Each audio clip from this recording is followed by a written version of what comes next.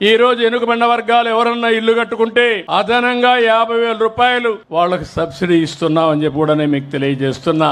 ఎవరైనా మీరు ఎస్సీలు ఉన్నారు, ఒక్క పైసా ఖర్చు లేకుండా సూర్య ఘర్ మీద వాళ్లకు ఉచితంగా సోలార్ ప్యానెల్స్ పెట్టే ఏర్పాటు చేస్తున్నాం. అంటే మీరు ఒక్క పైసా పెట్టక్కర్లేదు.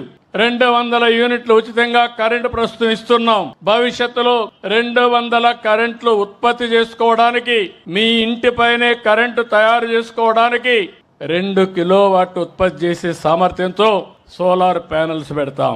ఇది మీరు వాడుకొని మిగిలితే గ్రిడ్కి ఇస్తే ₹2.09 మీకు డబ్బులు కూడా ఇప్పిస్తాం.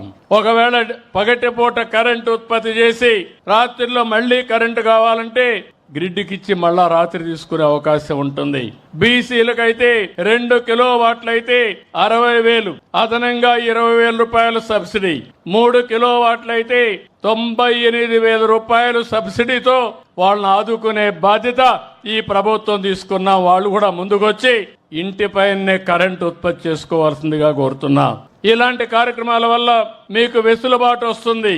ఎవరైతే నాయి బ్రాహ్మణులు దేవాలయాల్లో పనిచేస్తారో 15,000 రూపాయలు, ఇంత మునుపు ఆందోళన వస్తే దాన్ని 25,000 చేశామని చెప్పి కూడా నేను మీకు తెలియజేస్తున్నా.